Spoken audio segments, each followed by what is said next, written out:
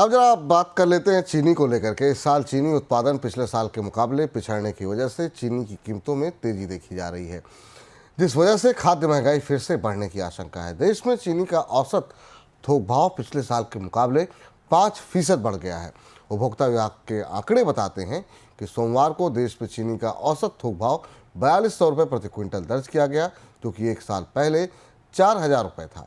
चीनी उत्पादन की बात करें तो मौजूदा चीनी वर्ष 2024-25 में 15 फरवरी तक उत्पादन पिछले साल के मुकाबले करीब 12% पिछड़ा हुआ है। इस दौरान देश में 197 लाख टन चीनी का उत्पादन हो पाया है, जबकि पिछले साल इस दौरान 224 लाख टन चीनी का उत्पादन हो गया था। सर, चीनी महंगे होने की प्रमुख वजह क्या मान रहे हैं आप, और आगे के लिए किस तरह का आउटलुक दिखाई दे रहा है? बिल्कुल, चीनी फिर खाद्य महंगाई के लिए दबाव का बिंदु बनने जा रही है। जैसा आपने बताया कि पिछले साल की तुलना में उत्पादन में 12% की कमी दिखाई दे रही है।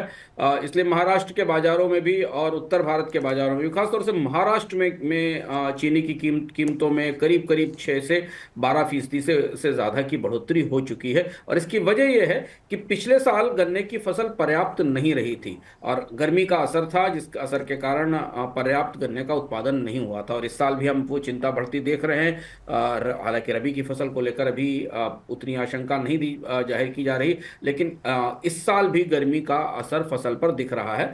रबी की फसल पर गन्ने को लेकर पिछले साल गन्ने की आवक कम थी।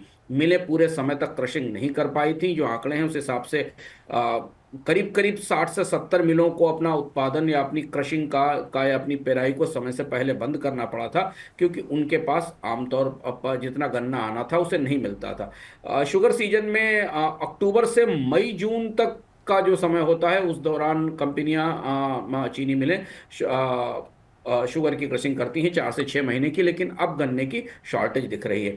यहाँ एक और महत्वपूर्ण बात समझना जरूरी भविष्य के आउटलुक के हिसाब से, कि इस साल फिर गर्मी का असर है, दिख रहा है हमें। गर्मी जल्दी सेट इन हो रही है और अब चीनी की कीमतों में कमी की कोई उम्मीद आने वाले समय में इसलिए नहीं दिखती कि अगला शुगर सीजन अक्टूबर में आएगा। तब तक चीनी का स्टॉक जो कंपनियों के पास है वो, और जो मौजूदा आपूर्ति और मांग की स्थिति है, वो चीनी की कीमतों पर दबाव बनाए रहेगी। और इसलिए हमें आने वाले समय में खाद्य महंगाई पर बढ़ती चीनी की कीमतों का असर दिखेगा।